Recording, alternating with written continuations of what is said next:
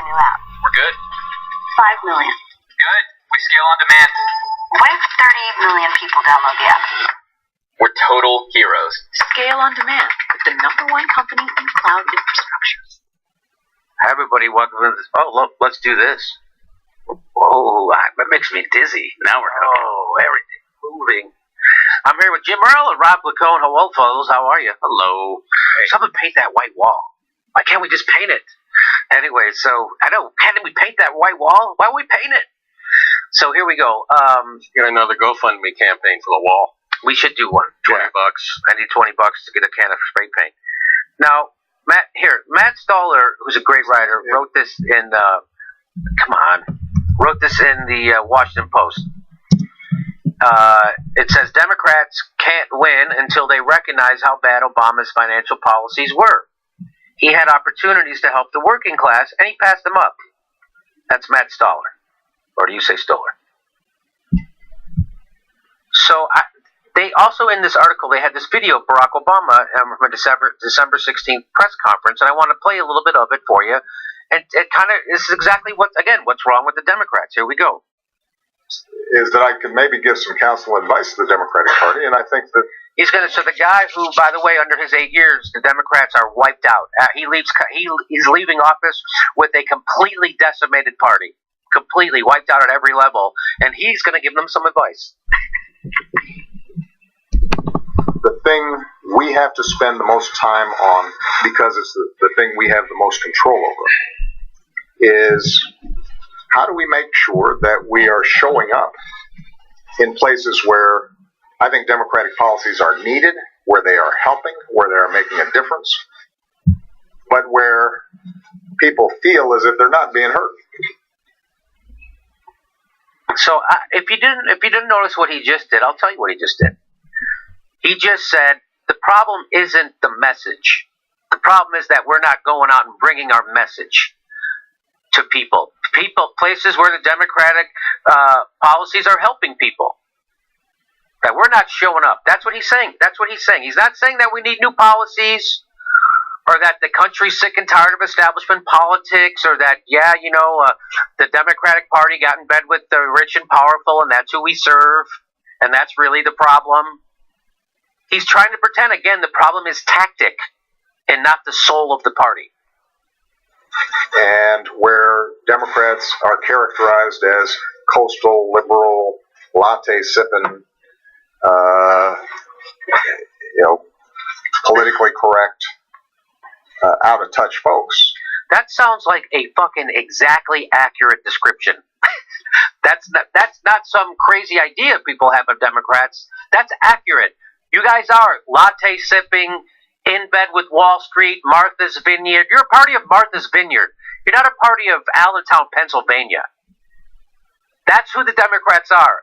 That's accurate. You are a bunch of out-of-touch, latte-sipping, coastal motherfuckers. That's why you're wiped out. You think you're wiped out because you didn't go to a fish fry?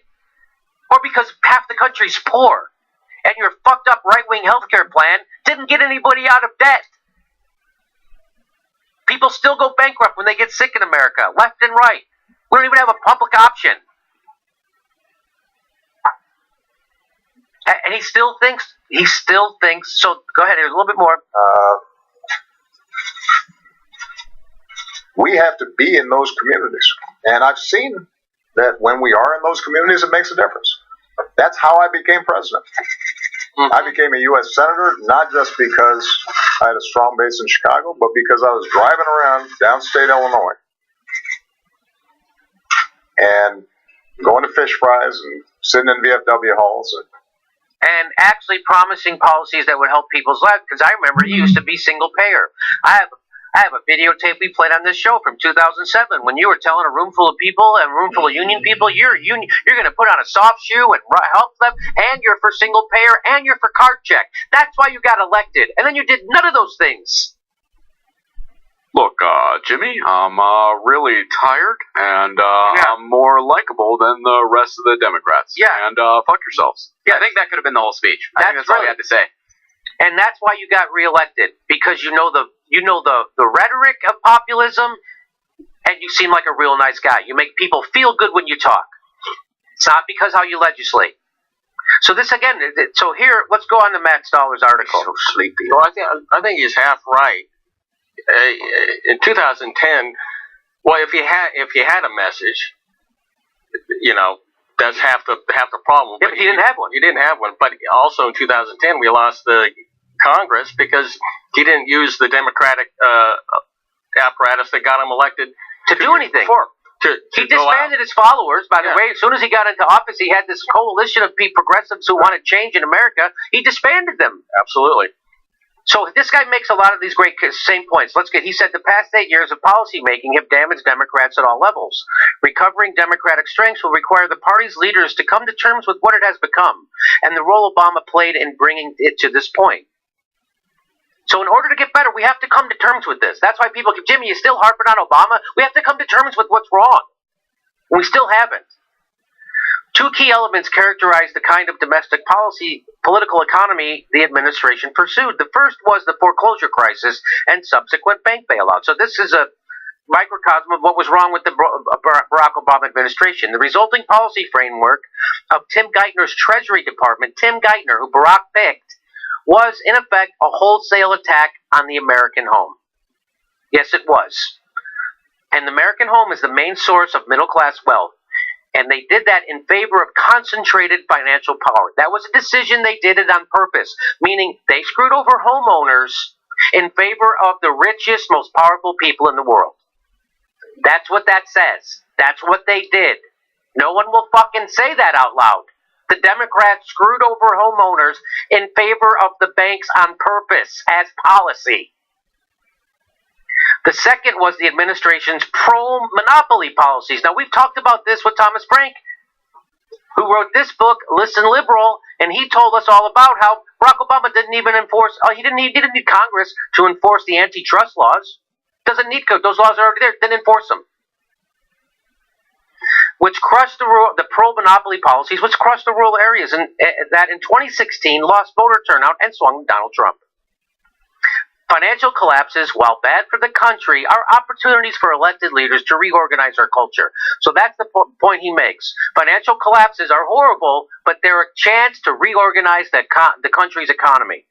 Franklin Roosevelt took a frozen banking system and created the New Deal. Ronald Reagan used the sharp recession of the early 80s to seriously damage unions.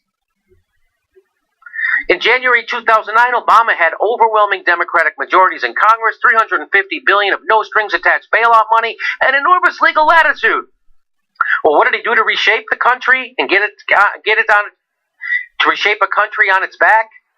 Well, rather than forcing some burden sharing between banks and homeowners through bankruptcy reform or debt relief, Obama prioritized creditor rights, meaning he made the bank's health a priority over homeowners, placing, in fact, most of the burden on homeowners. This kept big banks functional and ensured that financiers would maintain their position in the recovery. At a 2010 hearing, Damon Silvers, vice chairman of the Independent Congressional Oversight Panel, which was created to monitor the bailouts, told Obama's Treasury Department, quote, "We can either have a rational resolution to the foreclosure crisis, or we can preserve the capital structure of the banks. We can't do both." Meaning we can actually have to be a rational response, we should help the homeowners. That would be a rational response. Or if you don't want to be rational, we could also do a thing that preserves the capital structure of the banks, that keeps the banks whole, doing what they've been doing and will keep doing. You can't do both. What did they choose to do? They chose to be irrational on purpose. Barack Obama's Treasury Department and his administration decided to be irrational. That's what Paul Krugman kept writing about in the in the New York Times. He just wanted a rational response to the economic crisis, and we weren't getting one. So that's what that is. So they admitted, yeah, we're going to screw over homeowners. And the second thing was Obama administrations let big bank executives off the hook for their roles in the crisis. Carl Levin, a Democrat from Michigan, referred criminal cases to the Justice Department and was ignored. Whistleblowers from the government and large banks noted a lack of appetite among prosecutors. In 2012, then Attorney General Eric Holder ordered prosecutors not to go after megabank HSBC for fucking money laundering. money laundering for drug, hundreds of millions of dollars in money laundering. And Eric Holder said, let him go. Don't do anything. Don't even look. Using prosecutorial discretion to not take bank executives to task, while legal, was neither moral nor politically wise. Because in a 2013 poll, more than half of Americans still said they wanted the bankers behind the crisis punished. So that's after Barack Obama got reelected, half the country still wanted the bankers held responsible. And they weren't going to be. But the Obama administration failed to act, and this pattern seems to be continuing. No one, for instance, from Wells Fargo has been indicted for mass fraud and opening bank accounts. Third, Obama enabled and encouraged roughly 9 million foreclosures. 9 million foreclosures. He encouraged them. People getting kicked out of their fucking houses. And he didn't help them. He set up a system to help that happen. This was Geithner's explicit policy at Treasury. The Obama administration put together a foreclosure program that it marketed as a way to help homeowners, but when Elizabeth Warren, the chairman of the Congressional Oversight Panel, grilled Geithner on why the program wasn't stopping foreclosures, he said that that wasn't really the point. We're not trying to stop foreclosures. Foreclosures would be good for the banks. So fuck our American people, fuck the taxpayers, fuck our own citizens. Because Timothy Geithner only cares about the banks, just like Barack Obama. The program, in his view, was working. We estimate that they can handle 10 million foreclosures over time, Geithner said, referring to the banks. It's working. They can absorb these foreclosures. This program will help foam the runway for them, meaning banks. For Geithner, the most productive economic policy was to get the banks back to business as usual, meaning fucking over everyone in their own self-interest and using taxpayer money to bail them out when they go tits up. Nor did Obama do much about monopolies while his administration engaged. So that was the banks and the foreclosure crisis. Now monopolies. While his administration engaged in a few mild changes toward the end of his term, 2015 saw a record wave of mergers and acquisitions, and 2016 was another busy year.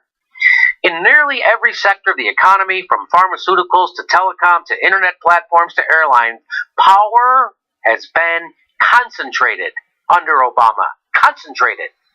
And this administration, like George W. Bush's before it, did not prosecute a single significant monopoly under Section 2 of the Sherman Act. That's what Thomas Frank talked about on our show. Who did they go after instead? The past few years, the Federal Trade Commission has gone after such villains as music teachers and ice skating instructors for ostensible anti-competitive behavior.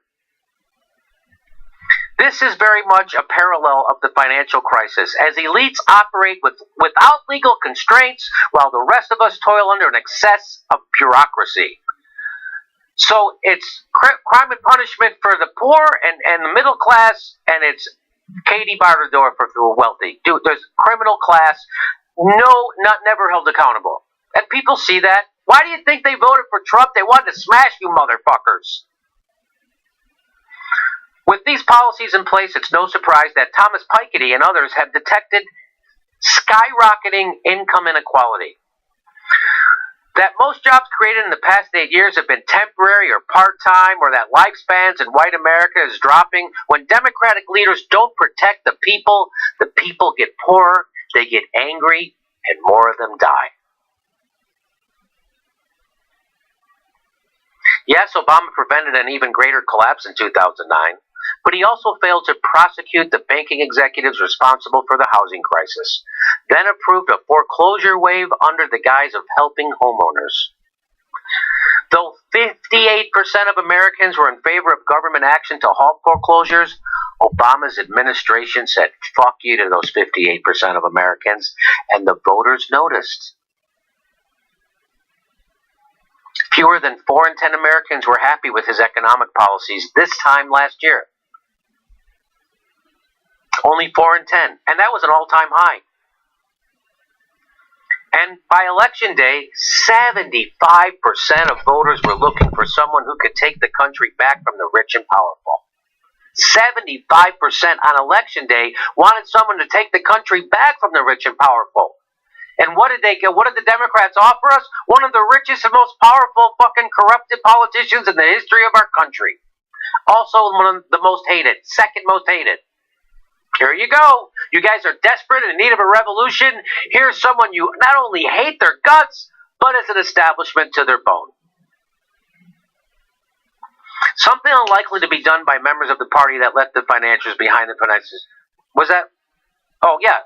So they wanted them to take the country back from the rich and powerful, which is something unlikely to be done by members of the party that let the financiers behind the 2008 financial crisis walk free. But they did tell them to play nice. They did tell them to play nice. But the reality is that the Democratic Party has been slipping away from the working class for some time, and Obama's presidency hastened rather than reversed that departure. Republicans, hardly worker-friendly themselves, simply capitalized on it. Many Democrats think that Trump supporters voted against their own economic interests, but voters don't want concentrated financial power that deigns to redistribute some cash, along with weak consumer protection laws. They want jobs. They want to be free to govern themselves, and Trump is not exactly pitching self-government.